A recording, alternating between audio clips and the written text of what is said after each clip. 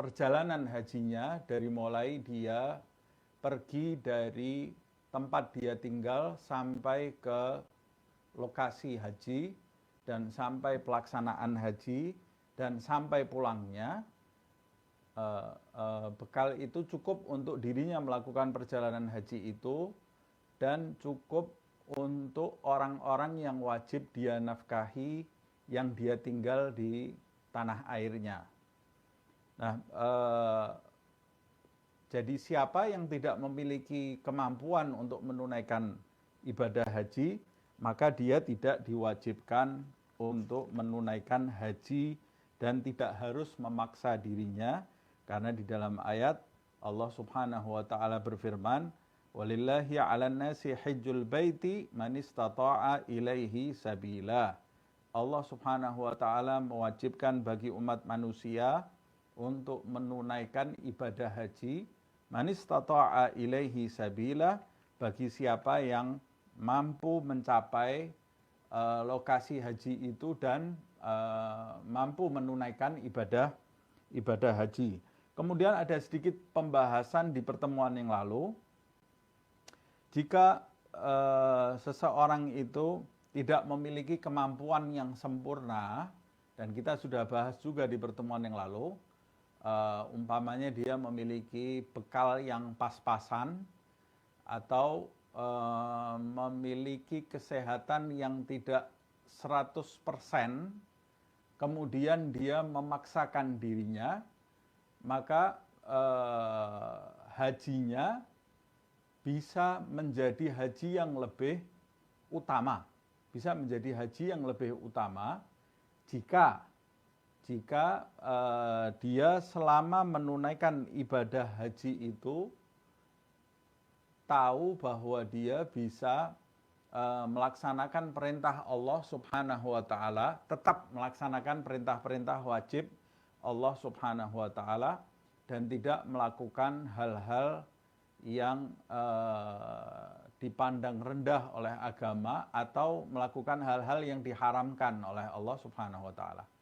Jika dia maka kalau dia berhasil melakukan itu, maka hajinya akan lebih utama, akan lebih agung pahalanya karena pengorbanannya lebih besar dalam melaksanakan ibadah haji tersebut.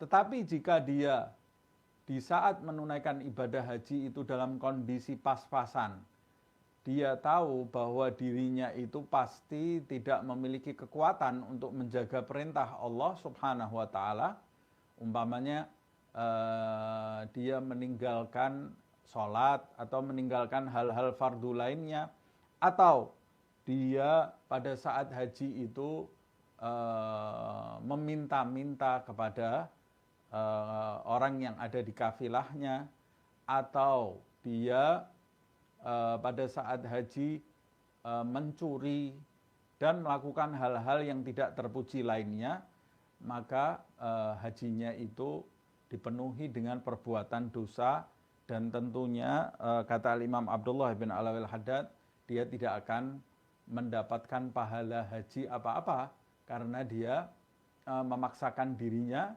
dan melakukan larangan-larangan Allah Subhanahu wa taala. Tentunya dia harus memeriksa niatnya.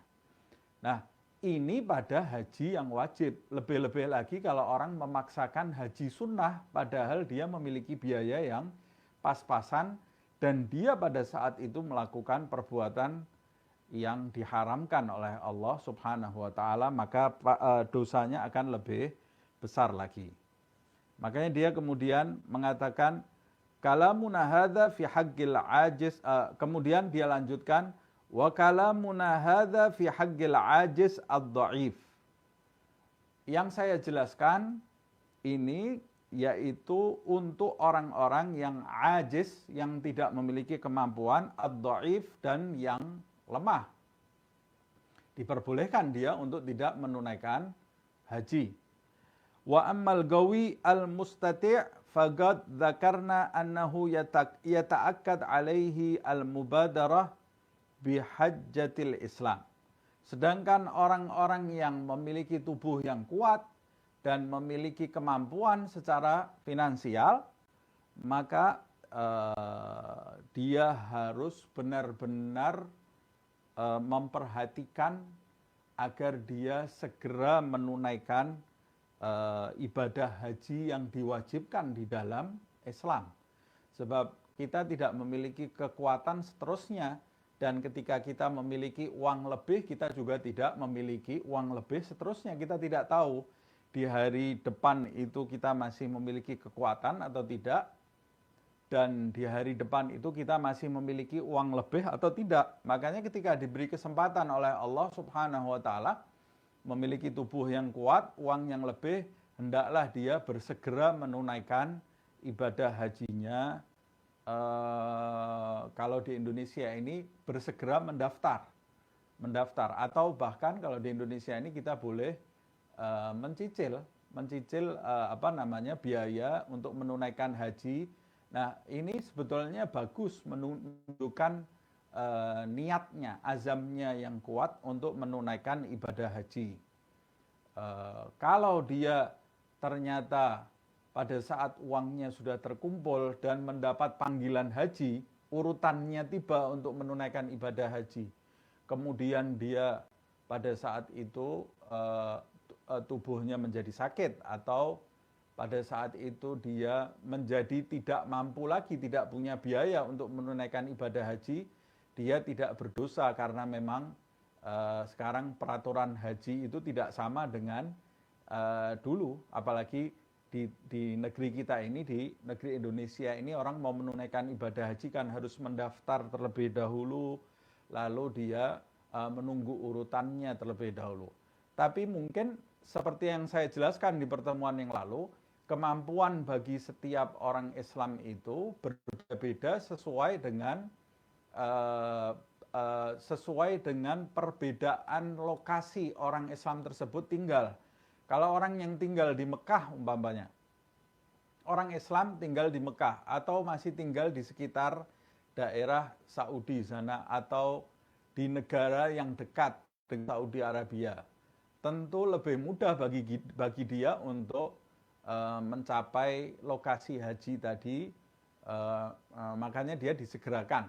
Kalau tidak ada urutan bagi dia untuk menunaikan ibadah haji, mumpung badannya masih kuat dan dia punya bekal, harusnya dia segera menunaikan ibadah haji, karena ancaman Nabi Muhammad SAW bagi orang yang mampu tapi dia menunda-nunda hajinya sampai dia tidak menunaikan haji, sampai Nabi mengatakan insya'a yamutu yahudiyan au nasraniyan, karena ibadah haji itu merupakan rukun di dalam agama, tidak boleh kita tunda-tunda.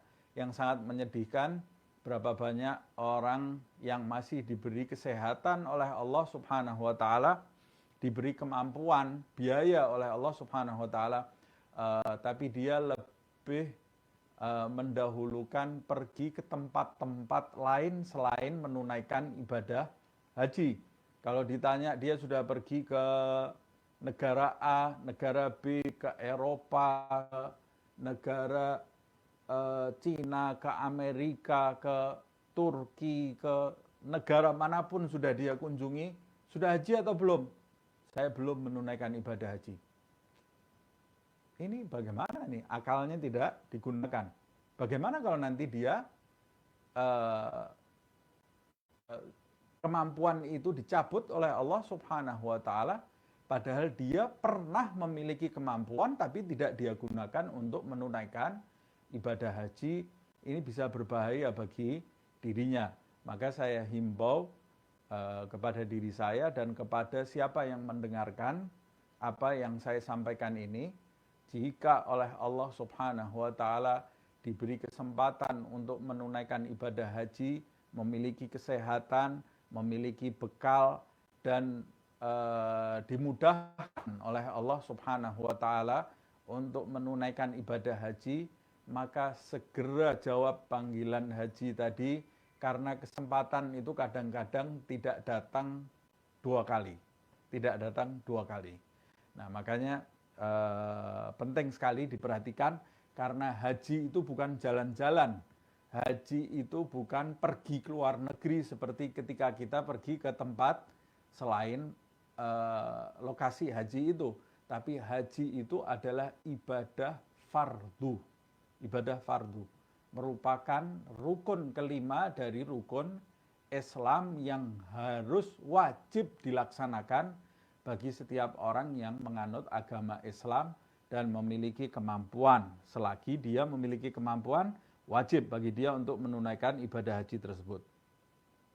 Thumma yustahab lahu ba'da dzalika an la yatrukat tatawwu'u bil haji.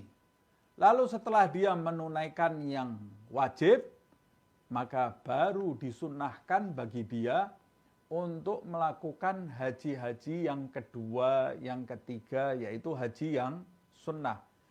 Menunaikan haji yang kedua kali, yang ketiga kali, yang keempat kali, yang kelima kali, hukumnya apa? Hukumnya sunnah. Jadi haji itu wajibnya 1 kali seumur hidup. Nah, kalau saya mau menunaikan ibadah haji lagi, bagus, hukumnya sunnah. Walaupun ibadah sunnah itu kita juga harus melihat situasi dan kondisinya terlebih dahulu. Karena kalau ibadah sunnah itu kita harus menimbang, terutama masalah haji ini. Saya beri contoh, umpamanya puasa sunnah. Kalau puasa Ramadan hukumnya wajib. Kalau qadha puasa, orang yang pernah meninggalkan puasa di bulan Ramadan, wajib bagi dia mengqadha, tidak ada pilihan. Kalau puasa nadar, orang yang pernah bernadar, hukumnya wajib. Kalau puasa kafarah, orang yang terkena kafarah, umpamanya orang yang bersumpah, ternyata sumpahnya itu, dia melanggar sumpahnya, diantaranya hukumannya, kafarahnya yaitu puasa 3 hari. Hukumnya bagaimana? Wajib. Atau orang yang terkena kafarah haji, umpamanya 3 hari puasa dan ditambah 7 hari seperti yang disebutkan di dalam ayat tilka asyaratun kamilah. 10 hari kena kafarah puasa umpamanya. Wajib bagi dia berpuasa, tidak boleh memilih-milih lagi. Tapi kalau puasa sunnah hukumnya tidak wajib. Saya bisa melakukannya untuk mencari ridha Allah subhanahu wa ta'ala. Tetapi di dalam beberapa kondisi, kadang-kadang puasa sunnah itu lebih afdol kita tinggalkan. Lebih utama kita meninggalkan puasa sunnah tadi. Umpamanya, kalau saya puasa sunnah, umpama ini ya, kalau saya puasa sunnah, saya tidak bisa mencari nafkah untuk keluarga saya. Karena puasa itu, kerja saya ini memerlukan tenaga. Kalau saya puasa sunnah, saya tidak bisa mencari nafkah untuk keluarga. Kamu lebih afdol mencari nafkah untuk keluarga, itu wajib hukumnya. Bagi laki-laki mencari nafkah untuk keluarga, sedangkan puasa itu sunnah, tinggalkan puasa, kamu cari nafkah. Karena mencari nafkah itu hukumnya wajib. Bahkan Nabi Muhammad SAW memerintahkan orang untuk membatalkan puasa sunnahnya ketika dia bertamu di rumah orang. Jika dia tetap menjaga puasanya, bisa menyakiti perasaan pemilik rumah tadi ketika dia menyuguhkan atau menyodorkan suguhan, kemudian tamunya itu puasa, dia bisa menyesal kenapa suguhannya tidak dimakan. Kalau kamu bertamu di rumah orang, pada saat kamu puasa sunnah, kamu diperintahkan Nabi menghargai perasaan makhluk Allah, itu lebih utama daripada kamu menjaga puasa sunnah kamu. Batalkan puasa sunnah kamu, hargai perasaan makhluk Allah subhanahu wa ta'ala. Kecuali kalau kita tahu pemilik rumah itu yang menyodorkan suguhannya biasa-biasa saja kalau kita puasa sunnah, ya lanjutkan, tidak ada masalah. Tapi yang mau saya jelaskan di sini, segala sesuatu yang sifatnya sunnah itu juga kita harus memperhatikan situasi dan kondisi. Kalau kita lakukan itu pahalanya sangat besar, keutamaannya sangat besar, tetapi dalam beberapa kondisi meninggalkan yang sunnah itu bisa jadi kita mendapat keutamaan juga. Nah, kenapa saya menyampaikan hal ini? Karena Al-Imam Abdullah bin Alwi al-Haddad di sini menjelaskan haji yang sunnah, haji yang sunnah itu disunnahkan, dilakukan berkali-kali. Sunnah. Tapi lagi-lagi jangan kita telan ucapan beliau ini secara letterlek. Karena kadang-kadang dalam beberapa kondisi meninggalkan haji yang sunnah itu dalam beberapa kondisi itu lebih afdol. Umpamanya kalau saya menunaikan ibadah haji yang sunnah, umpama banyak tetangga-tetangga saya yang kelaparan, atau uang saya ini lebih utama umpamanya untuk membangun sumur-sumur karena banyak di sekitar saya banyak orang kekurangan air, atau umpamanya uang saya ini kalau tidak saya gunakan untuk haji, bisa saya gunakan untuk umpamanya infak membangun madrasah supaya anak-anak yang ada di sekitar saya, anak-anak kecil itu bisa tumbuh menjadi anak-anak yang terpelajar. Ini lebih utama. Ini lebih utama. Kalau kita meninggalkan haji sunnah dengan tujuan yang lebih utama, maka kita dapat pahala yang besar dan kita dapat pahalanya haji juga. Yang pergi haji sunnah belum tentu dapat pahalanya haji sunnah. Nah, ini pernah terjadi juga di zaman Al-Imam Abdullah bin Alwi al-Haddad. Kalau tidak salah di dalam kitabnya yang berjudul Tathbitul Fuad. Kitab Tathbitul Fuad itu kitab yang ditulis oleh murid beliau, Al-Imam Abdullah bin Alwi al-Haddad. Kitab itu menjelaskan, menulis ucapan-ucapan dan nasihat beliau, Al-Imam Abdullah bin Alwi al-Haddad. Atau ada cerita-cerita tentang beliau, Al-Imam Abdullah bin Alwi al-Haddad. Disebutkan di dalam kitab itu pada suatu hari ada seseorang yang datang kepada Al-Imam Abdullah bin Alwi al-Haddad. Dia mau melakukan haji sunnah. Artinya dia sudah yang wajib sudah dia laksanakan. Dia mau melakukan haji sunnah, datang kepada Imam Abdullah bin Alwi al-Haddad, kemudian meminta doa, memohon izin. Ditanya oleh Imam Abdullah bin al-Haddad, kamu mau pergi kemana? Saya mau melaksanakan ibadah haji. Ini ibadah haji sunnah. Kata Imam Abdullah bin al-Haddad, maukah kamu jika saya sampaikan kepadamu, sampaikan kepadamu suatu perbuatan yang jika engkau lakukan akan menjadikan kamu mendapat pahalanya haji mabrur dan mungkin lebih dari itu. Atau seperti yang diucapkan beliau. Kata orang tadi, mau, apa itu? Apa yang harus saya lakukan? Kata beliau, Imam Abdullah bin al-Haddad, berikan ke saya bekal kamu, uang yang sudah kamu siapkan untuk menunaikan ibadah haji itu, sunnah, berikan ke saya dermakan kepada fuqara wal masakin yang ada di sekitar kita sekarang ini masih dalam kondisi kelaparan sekali. Berikan ke saya bagikan ke mereka, nanti kamu tidak perlu pergi haji, susah-susah pergi haji, kamu mendapatkan pahalanya ibadah haji. Kata orang tersebut, wah, saya tidak mau melakukan itu. Pokoknya saya mau pergi menunaikan ibadah haji.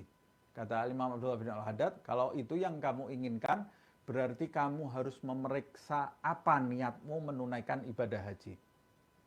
Penting bagi kita untuk memperhatikan ucapan beliau ini, sebab banyak sekali orang menunaikan ibadah haji yang sunnah, niatnya apa? Menunaikan ibadah haji yang sunnah itu. Nah, kalau niatnya mencari ridha Allah subhanahu wa ta'ala, berarti dia harus menimbang terlebih dahulu mana yang lebih diridhoi oleh Allah. Harta saya ini saya gunakan untuk apa yang bisa menjadikan saya diridhoi oleh Allah subhanahu wa ta'ala. Kalau ternyata memberikan kepada fuqara wal masakin di masa itu lebih utama dan lebih dekat dengan ridha Allah subhanahu wa ta'ala daripada menjalankan ibadah haji sunnah, maka harusnya saya tidak keberatan meninggalkan ibadah haji sunnah tersebut. Sebab sebagian orang menunaikan yang sunnah-sunnah itu riya karena ingin mendapat pujian Allah Subhanahu wa taala. Saya tidak menuduh siapa dalam ucapan saya ini, tapi memang pada kenyataannya ibadah sunnah itu keutamaannya besar, tapi ujiannya besar.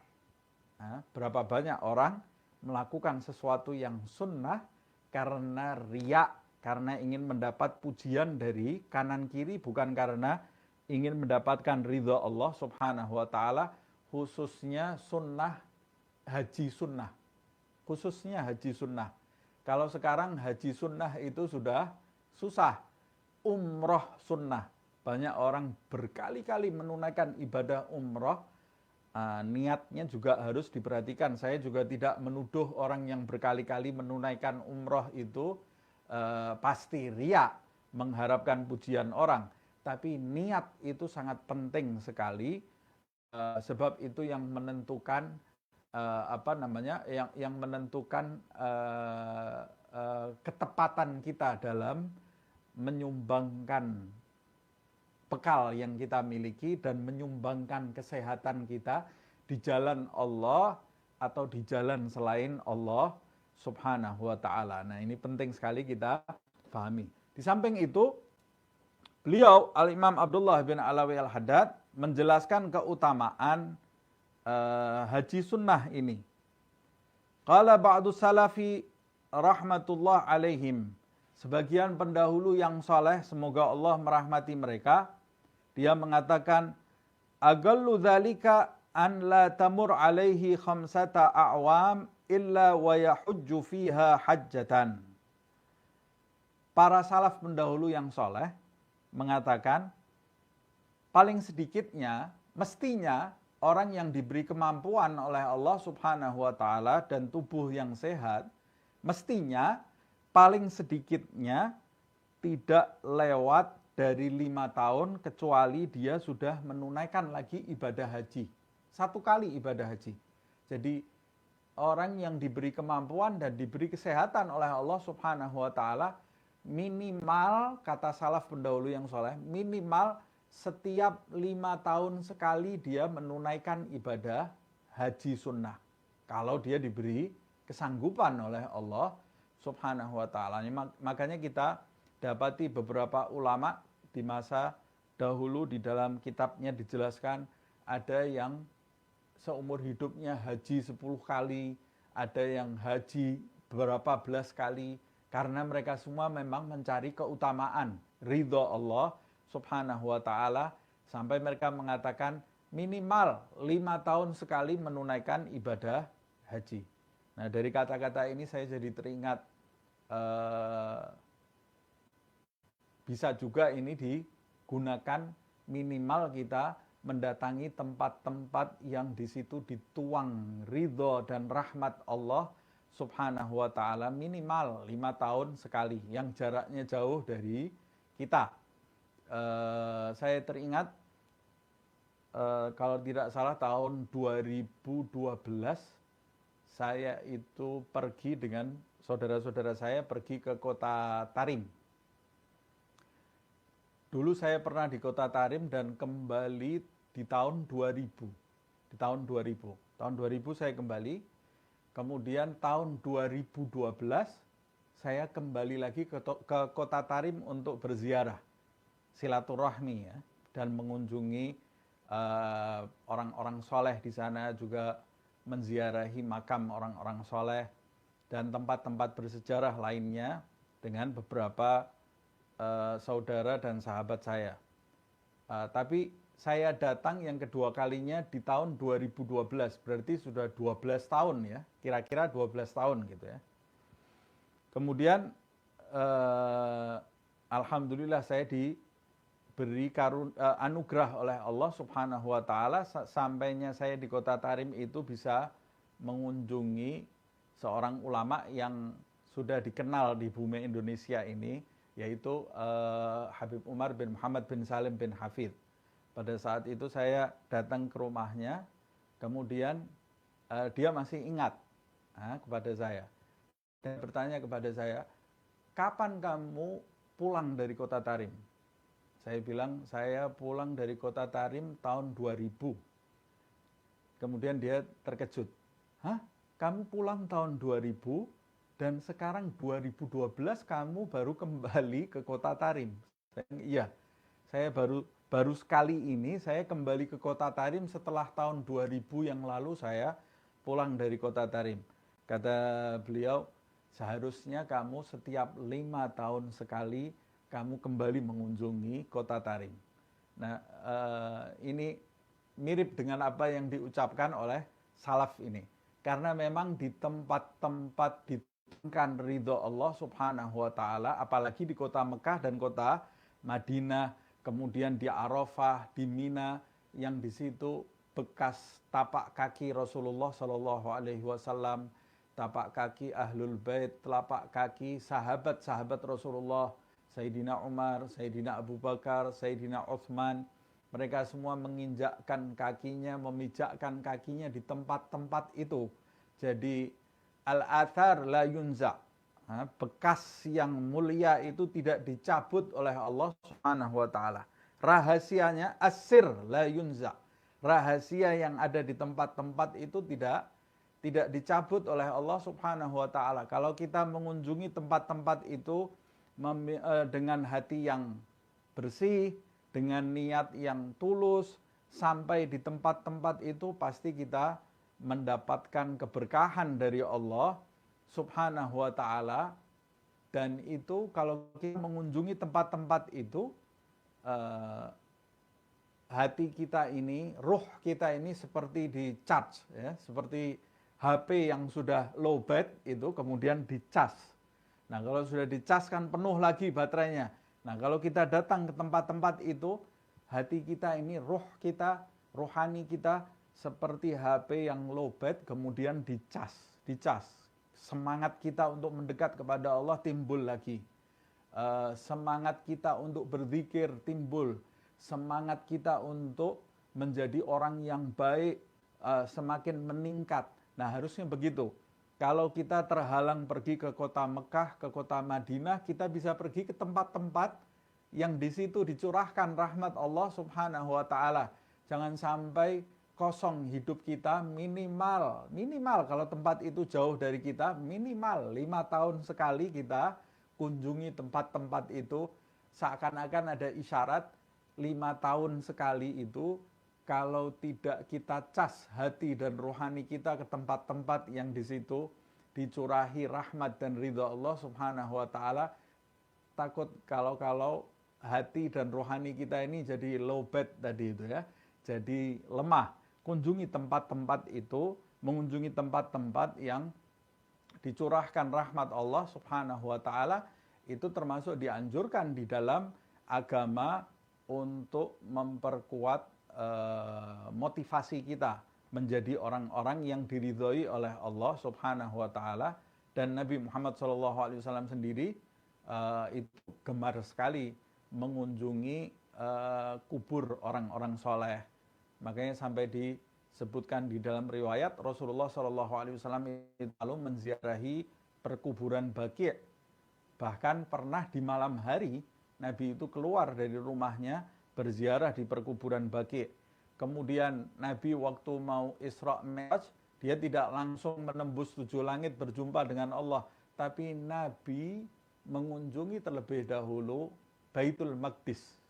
Baitul Maqdis dikunjungi oleh Rasulullah sallallahu alaihi wasallam. Alasannya disebutkan di dalam Al-Qur'an, subhanalladzi asra bi 'abdihi lailan minal masjidil harami ilal masjidil aqsa alladzi barakna haulahu. Masjidil Aqsa, Baitul Maqdis itu alladzi barakna haulahu. Nah, kok Nabi dibawa ke tempat itu? Karena di sekitarnya ada berkah, cari berkah. Walaupun kata Sayyid Muhammad bin Alwi Al-Maliki, orang datang ke Baitul Maqdis mencari berkah, tetapi kalau Nabi Muhammad SAW itu didatangkan oleh Allah menuju ke Baitul Maqdis untuk memberkahi, menyempurnakan keberkahan Baitul Maqdis. Nah, ini pendapat para ulama. Tapi alhasil mencari berkah, mendatangi tempat orang-orang soleh, atau mendatangi orang-orang soleh, mendatangi wali-wali Allah Subhanahu wa ta'ala, itu sesuatu yang dianjurkan di dalam agama, lebih-lebih lagi mendatangi Makkah, Madinah, Arafah, Mina, melakukan ibadah haji itu minimal. Ibadah haji yang sunnah minimal 5 tahun sekali, kata orang para salaf dahulu yang soleh. Kemudian disebutkan waqad balaghana 'anillahi ta'ala annahu qala, telah sampai sebuah riwayat kepada kami dari Allah Subhanahu wa taala. Maksudnya hadis qudsi. Nah, kalau ada riwayat dari Allah Subhanahu wa taala selain Al-Qur'an, berarti kalau Al-Qur'an berarti wahyu dari Allah Subhanahu wa taala kepada Nabi Muhammad sallallahu alaihi wasallam. Tapi kalau Nabi bersabda anillah, dari Allah Subhanahu wa taala, atau dalam riwayat anillah an Jibril, sami'tu Jibril, Rasulullah mengatakan dari Allah aku mendengar Jibril berkata, itu berarti hadis qudsi. Hadis qudsi itu merupakan firman Allah Subhanahu wa taala tapi tidak termasuk di dalam Al-Qur'an. Firman yang tidak termasuk di dalam Al-Qur'an namanya qudsi, dan saya kalau tidak salah sudah pernah membahas di pertemuan-pertemuan yang lalu. Nah, dari Allah Subhanahu wa taala, Allah berfirman, inna abdan sahhahtu lahu jismahu wa wasa'tu alaihi fil ma'ishati tamdi alaihi khamsata a'wam walam yafit alayya limahrumun la mahrumun walam yafit alayya la mahrumun. Kata Allah Subhanahu wa taala, sesungguhnya seorang hamba aku telah menyehatkan badannya, aku telah memberikan kesehatan bagi badannya untuk dirinya, dan aku telah meluaskan baginya rezeki dalam kehidupannya, namun dia berlangsung hidupnya itu selama 5 tahun, tapi dia tidak pernah bertamu kepadaku. Maksudnya bertamu kepadaku, yaitu menunaikan ibadah haji. Nah, dari hadis qudsi ini kemudian para salaf pendahulu kita itu kemudian menyimpulkan, siapa yang diberi keleluasaan oleh Allah Subhanahu wa taala kesempatan, hendaklah dia minimal setiap 5 tahun sekali menunaikan ibadah haji. Hamba yang diberi, dalam hadis qudsi ini disebutkan, hamba yang aku beri kesehatan dan aku luaskan rezekinya, tapi lewat 5 tahun dalam hidupnya tidak mengunjungi aku, la mahrumun, dia adalah hamba yang diharamkan. Maksudnya diharamkan dari keberkahan. Jadi jangan disangka orang yang tidak diberi kesempatan tapi tidak meraih kesempatan itu, jangan dia menyangka bahwa dirinya itu tidak perlu dengan kesempatan itu. Atau kesempatan itu rugi tidak didatanginya. Saya punya keleluasaan, tapi saya juga tidak pernah pergi ke Mekah, tidak pernah pergi ke Madinah, diberi keleluasaan, kesehatan oleh Allah Subhanahu wa taala, tidak ada masalah, saya tidak. Apa maunya saya pergi ke Mekah, ke Madinah? Oh, kamu tidak tahu. Bukan kamu yang tidak mau Mekah dan Madinah, tapi Mekah dan Madinah yang tidak mau kamu. Na'udzubillah min dzalik. Mahrum, itu namanya orang yang mahrum. Saya diberi kesempatan oleh Allah Subhanahu wa taala kesehatan, keleluasaan, ada kubur para wali di sekitarnya, dia tidak pernah mengunjungi seumur hidupnya umpamanya. Mau apa saya kunjungi kubur wali-wali itu? Loh, kamu sangka wali-wali itu perlu kamu kunjungi? Bukan kamu yang tidak mau mengunjungi para wali itu. Para wali itu yang tidak mau dikunjungi kamu. Kamu mahrum dari keberkahan Allah Subhanahu wa taala. Na'udzubillah min dzalik. Oh, saya ada kumpulan orang-orang soleh yang tidak jauh di tempat saya. Mau apa saya mendatangi kumpulan orang-orang itu? Berisik setiap hari zikir, zikir, zikir, maulid, tahlil, zikir. Disangka dia yang tidak mau dengan perkumpulan itu. Salah, bukan dia yang tidak mau dengan perkumpulan itu. Tapi perkumpulan itu yang tidak mengizinkan dia masuk di situ. Na'udzubillah min dzalik, berarti dia mahrum dari keberkahan Allah Subhanahu wa taala. Berapa banyak orang yang hidup di sekitarnya ada kebaikan tapi dia tidak tertular dengan kebaikan tadi karena dia mahrum dari kebaikan tadi. Mengapa dia bisa mahrum? Karena perbuatan dia yang menjadikan dia itu terhalang. Mahrum itu artinya terharamkan atau terhalang. Terhalang dari keberkahan tadi. Apa yang menjadikan dia terhalang dari keberkahan tadi? Mungkin ada perbuatan atau ucapan yang dia lakukan sehingga menjadikan hatinya tertutup untuk melangkah mendatangi keberkahan tadi. Nah, kita harus takut dengan hal ini. Na'udzubillah min dzalik, jangan sampai kita ini digolongkan orang yang mahrum dari tempat-tempat yang diturunkan di dalamnya berkah Allah. Jangan sampai kita dimahrumkan dari wali-wali Allah. Jangan sampai kita dimahrumkan dari orang-orang soleh. Yang paling pokok, jangan sampai kita dimahrumkan dari Allah.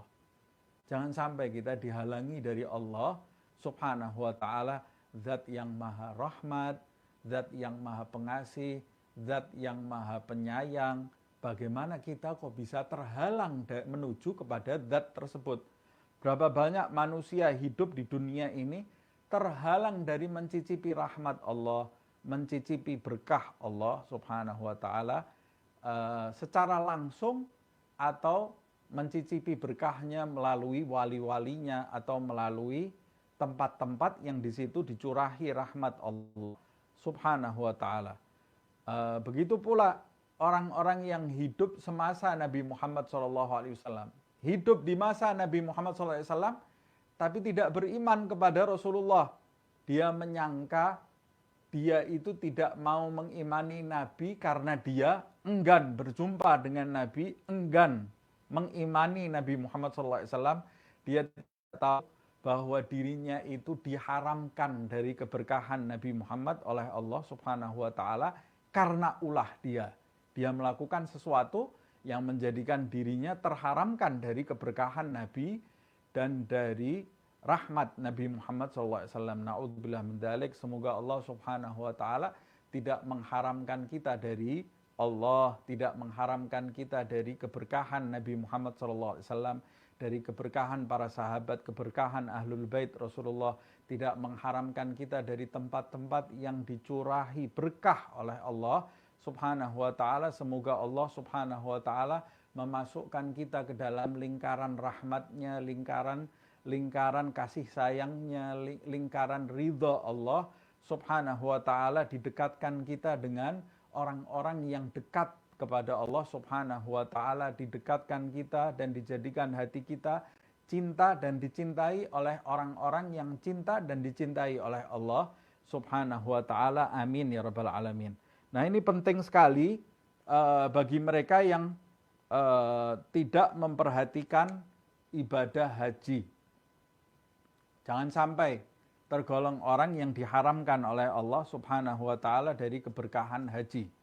Qultu, menurutku, kata Imam Abdullah bin Al-Haddad, menurut aku atau aku berkata, wa innama yanbaghi lil muslim al-qadir, sesungguhnya diharuskan bagi seseorang muslim yang memiliki kemampuan al-istiktsaru minal haji, memperbanyak ibadah haji.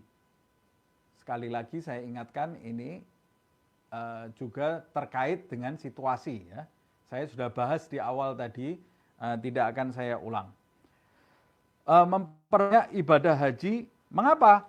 Lima fihi minat ta'zim li hurumatillah wa sya'airihi. Mengapa dianjurkan untuk memperbanyak ibadah haji? Karena di dalam ibadah haji itu terdapat pengagungan terhadap tempat-tempat yang dimuliakan oleh Allah Subhanahu wa ta'ala dan pengagungan terhadap syiar-syiar Allah Subhanahu wa taala. Di situ ada tempat-tempat yang dimuliakan oleh Allah. Mekah dimuliakan oleh Allah Subhanahu wa taala. Maqam Ibrahim dimuliakan, Ka'bah dimuliakan oleh Allah Subhanahu wa taala. Mas'a, Safa dan Marwah tempat sa'i, Arafah, Mina, dan seperti yang saya sebutkan tadi. Dan di dalamnya terdapat syiar-syiar Allah yang harus kita agungkan. Kenapa harus kita agungkan? Allati ta'dhimuha min taqal qulub. Karena mengagungkan hurumatillah wa sya'airillah, mengagungkan tempat-tempat yang dimuliakan Allah dan syiar-syiar Allah Subhanahu wa taala itu termasuk bagian dari ketakwaan hati atau termasuk ciri dari alamat tanda dari hati yang bertakwa. Seperti yang disebutkan di dalam ayat, "Wa man yu'azzim sya'airallahi fa innaha min taqwal qulub." Dalam ayat disebutkan, barang siapa yang mengagungkan syiar-syiar Allah Subhanahu wa taala, maka sesungguhnya hal itu merupakan ketakwaan yang ada di dalam hati. Nah, syiar-syiar Allah, hal-hal yang dimuliakan Allah, itu ada semua di dalam pelaksanaan ibadah haji. Dan ada pula di tempat-tempat yang di situ ada yang dimuliakan oleh Allah Subhanahu wa taala. Salah satu contohnya masjid. Masjid itu tempat yang dimuliakan Allah. Siapa yang memuliakan masjid berarti di dalamnya ada ketakwaan. Siapa yang meremehkan masjid berarti di dalamnya tidak ada ketakwaan. Contohnya, orang membicarakan dunia di dalam masjid, tidak ada ketakwaan di dalam hatinya. Orang bicara jual beli, hutang piutang, bukan pelajaran ini ya. Bicara saldo yang dia miliki, hutang piutang di dalam masjid, tidak menghormati masjid, berarti tidak ada ketakwaan di dalam hatinya. Orang bicara politik, bicara partai, bicara calon pejabat di dalam masjid, tidak ada ketakwaan di dalam dirinya. Dia tidak menghormati, mengagungkan kemuliaan, tempat yang dimuliakan Allah Subhanahu wa taala. Begitu juga tidak menghormati orang soleh. Orang soleh yang benar-benar soleh ini ya. Ini juga tidak ada ketakwaan di dalam hatinya. Tidak menghormati ulama, yaitu betul-betul ulama, bukan ulama-ulamaan. Nah, tidak menghormati ulama, ini juga tidak ada ketakwaan di dalam hatinya. Tidak menghormati, apalagi kalau tidak menghormati aulia, wali-walinya Allah Subhanahu wa taala, dia pandang dengan pandangan remeh, tidak ada kemuliaan walaupun dia sujud terus, tidak ada ketakwaan di dalam hatinya. Walaupun sujud terus dia. Sebab Allah katakan ciri-cirinya orang yang bertakwa mengagungkan apa yang diagungkan oleh Allah Subhanahu wa taala. Atau di dalam masjid rokokan, ngerokok, kayak tidak ada tempat lain. Mau merokok di warung silahkan, atau merokok di tempat yang pantas untuk merokok. Orang di dalam biskop saja merokok dilarang masuk di dalam biskop, tapi ini dia di dalam masjid merokok. Ini termasuk perbuatan tidak mengagungkan masjid Allah Subhanahu wa taala. Nah, di dalam masjid tertawa terbahak-bahak, tidak ada pengagungan terhadap masjid Allah Subhanahu wa taala. Harus letakkan pengagungan ini, kita sedang masuk ke rumahnya Allah. Bayangkan kita mau masuk ke masjid itu disunnahkan sebelum duduk tahiyatul masjid. Salat tahiyatul masjid itu kula nuwun kalau bahasa Jawa. Mengucapkan salam kepada Allah melalui tahiyatul masjid. Bagaimana orang masuk ke dalam masjid umpamanya menggunakan celana pendek atau mengucapkan kata-kata jorok di dalam masjid. Nah, ini berarti di dalam hatinya kosong dari ketakwaan kepada Allah Subhanahu wa taala. Bagaimana lagi kalau kita lihat ada orang meremehkan sahabat-sahabat Rasulullah SAW, tidak ada ketakwaan di dalam hatinya. walaupun dia sujud sampai pecah kepalanya. Meremehkan sahabat Nabi padahal mereka orang-orang yang dimuliakan oleh Allah Subhanahu wa taala, atau meremehkan ahlul bait Rasulullah SAW, orang keluarga Nabi Muhammad SAW. Tidak ada ketakwaan di dalam hati orang tersebut. Atau yang lebih parah, meremehkan nabi-nabi, rasul-rasul Allah, yang terutama meremehkan Nabi besar Muhammad SAW. Na'udzubillah min dzalik. Semoga Allah Subhanahu wa taala menanamkan ketakwaan di dalam hati kita, dan semoga Allah menjadikan kita termasuk orang-orang yang memuliakan hal-hal yang dimuliakan oleh Allah Subhanahu wa taala dan mengagungkan syiar-syiar Allah Subhanahu wa taala. Kemudian disebutkan walima fihi minal fadl al-azim minal fadlil azim alladhi waradat bihi al-akhbaru, dan kita dianjurkan memperbanyak haji, diantaranya yang lain karena banyak sekali riwayat yang menunjukkan keutamaan-keutamaan bagi mereka yang bagi orang yang menunaikan ibadah haji. Di antaranya qala Rasulullah sallallahu alaihi wasallam afdalul jihad al-hajj. Nabi pernah bersabda, jihad yang paling utama adalah menunaikan haji. Nah, ini juga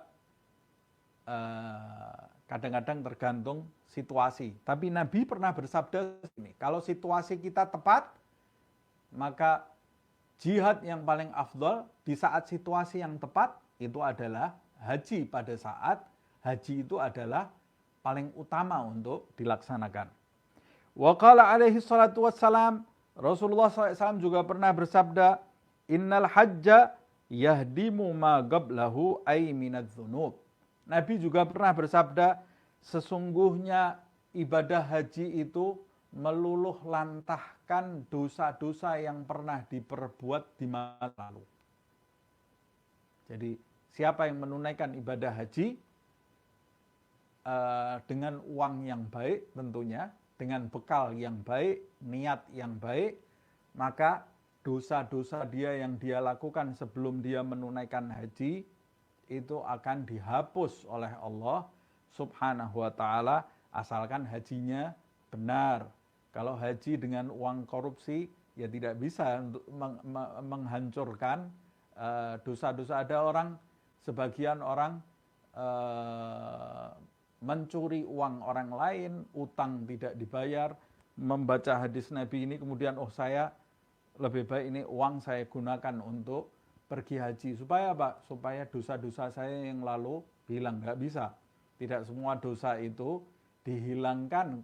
Kalau dosa itu terkait dengan makhluk, maka kita harus mengembalikan hak-hak makhluk tersebut. Tapi hadis ini juga menjelaskan keutamaan haji yang luar biasa. Kalau kita lakukan dengan benar, maka dosa-dosa kita di masa yang lalu akan dihapus oleh Allah Subhanahu wa taala. Wa qala alaihi salatu wassalam, Rasulullah SAW juga bersabda, man hajja falam yarfudh walam yafsuq kharaja min dhunubihi kayaum waladathu ummuh. Siapa yang menunaikan ibadah haji, lam yarfudh walam yafsuq. Maksudnya warraftu wal fusuqu syai'an jami'an lil aqwal wal af'al al qabihah. Siapa yang menunaikan ibadah haji dan dia tidak melakukan rafath dan fusuk, maka dia akan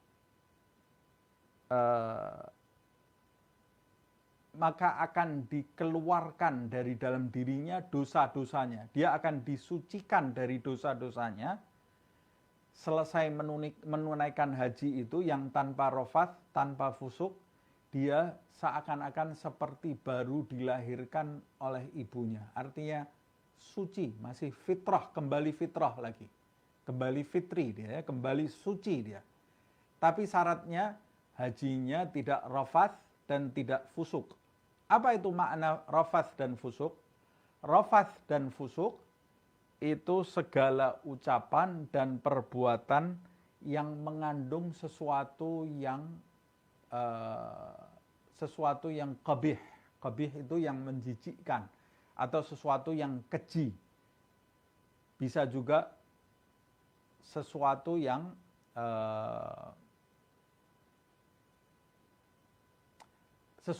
kotor, umpamanya ucapan kotor, ucapan yang porno, atau perbuatan yang semacam itu, perbuatan yang tidak baik, perbuatan dan ucapan yang tidak baik, termasuk marah-marah. Jadi orang kalau mau menunaikan ibadah haji, ya dia harus menjaga lisannya dan menjaga perbuatannya dari segala ucapan dan tindak tanduk yang tidak baik. Maka nanti tunai ibadah hajinya, dia akan seperti bayi yang baru dilahirkan oleh ibunya, dalam arti disucikan dari dosa-dosanya di masa lalu. Wa qala alaihi salatu wassalam, Rasulullah SAW juga bersabda, al-umratu ilal umrati kaffaratun lima bainihima. Umrah yang satu menuju ke umrah yang lain, setiap umrah, umrah yang satu menuju ke umrah yang lain, apa yang terjadi di tengah-tengah umrah itu, di tengah-tengah dua umrah ini, akan dihapus oleh Allah Subhanahu wa Ta'ala. Keburukan-keburukan dosa yang terjadi di antara umrah yang satu dengan umrah yang lain akan dirontokkan, dihapus oleh Allah Subhanahu wa Ta'ala. Ini juga menunjukkan mengulang-ulang ibadah umrah itu juga dianjurkan. Wal hajjul mabrur laisa lahu jaza illal jannah. Kalau umrah menuju ke umrah berikutnya itu sebagai penggugur dosa bagi dosa-dosa yang terjadi di antaranya. Kalau haji yang mabrur, kata Rasulullah SAW, sedangkan haji yang mabrur, maka tidak ada balasan bagi pelaksananya, pelaku haji mabrur tersebut, tidak ada balasan bagi dia illal jannah, kecuali dia pasti akan dimasukkan ke surga oleh Allah Subhanahu wa Ta'ala. Ini keutamaan luar biasa. Wa qala alaihi salatu wassalam, Rasulullah SAW juga bersabda, birrul haji it'amut ta'am walinul kalam.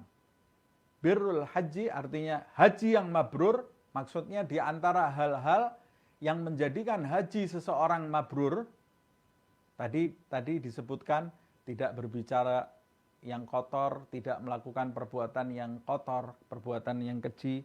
Dan di antara syarat-syarat untuk menjadikan haji seseorang itu mabrur, it'amut ta'am, memberi makan seseorang. Jadi pada waktu menunaikan ibadah haji, memperhatikan orang-orang yang memerlukan bantuannya, menolong orang yang lemah, atau menyumbat rasa lapar bagi orang-orang yang kelaparan, walinul kalam, dan ucapan yang lemah lembut. Nah, makanya godaannya orang haji itu marah-marah, berbicara kasar. Setan itu menginginkan haji seseorang itu tidak haji mabrur.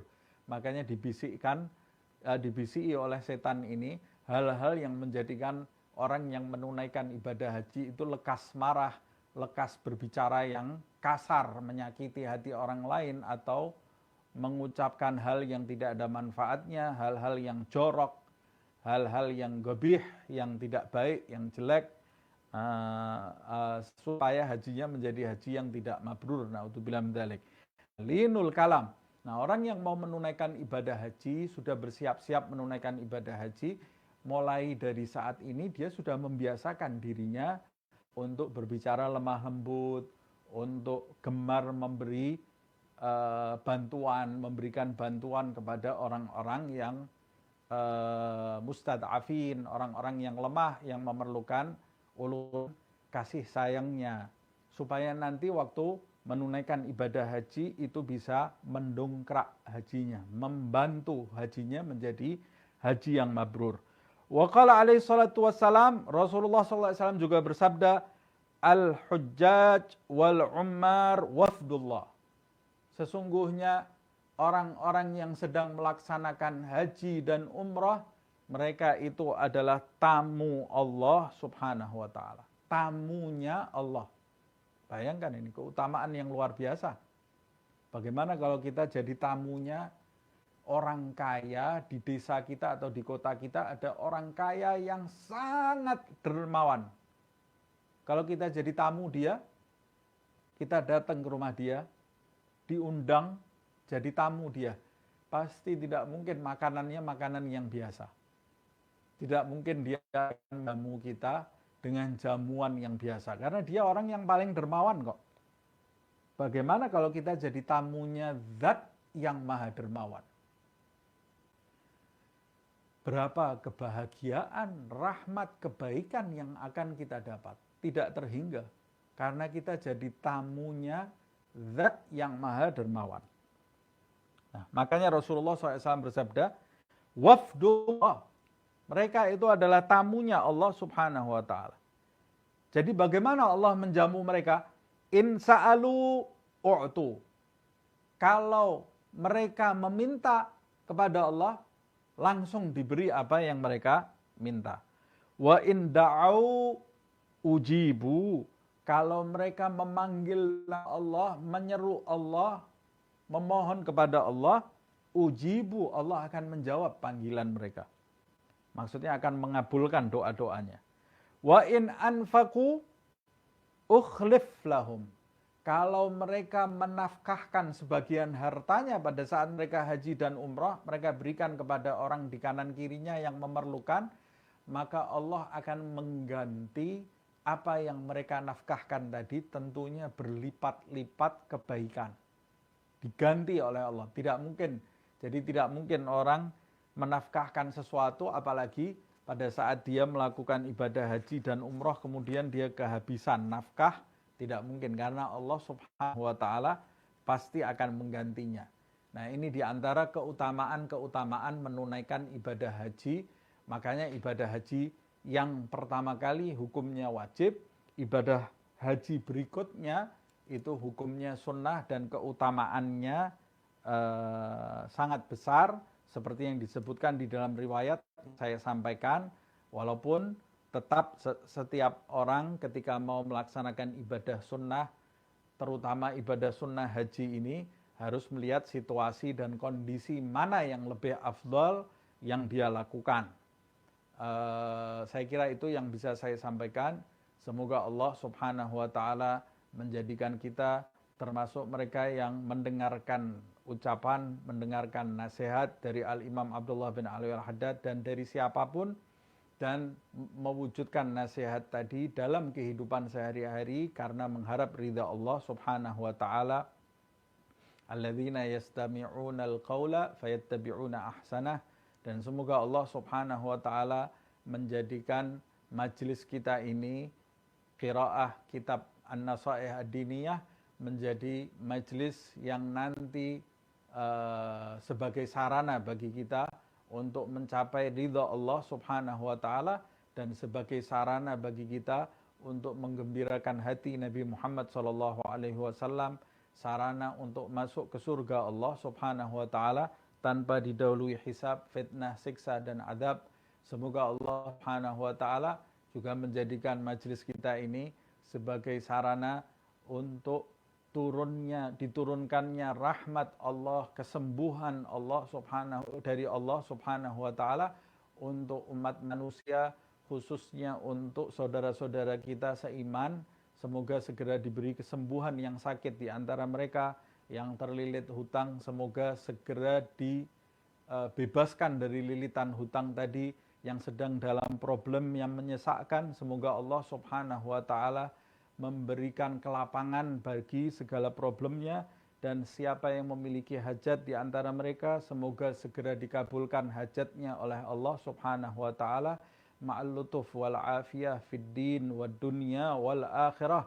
Semoga Allah subhanahu wa ta'ala segera mengangkat wabah dan bencana yang terjadi, khususnya wabah COVID ini, dan segera diberi oleh Allah subhanahu wa ta'ala kelapangan, kesembuhan, rahmat, dan keberkahan oleh Allah subhanahu wa ta'ala, dan dijadikan hidup kita bahagia di dunia dan di akhirat, jauhkan dari api neraka oleh Allah. Rabbana atina fid dunya hasanah wa fil akhirati hasanah wa qina adzabannar. Wa sallallahu ala sayyidina Muhammadin wa ala alihi wa sahbihi wa sallam bisirril Fatihah.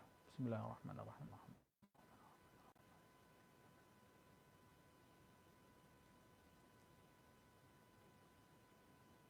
Subhanakallahumma wa bihamdika asyhadu an la ilaha illa anta astaghfiruka wa atubu ilaik.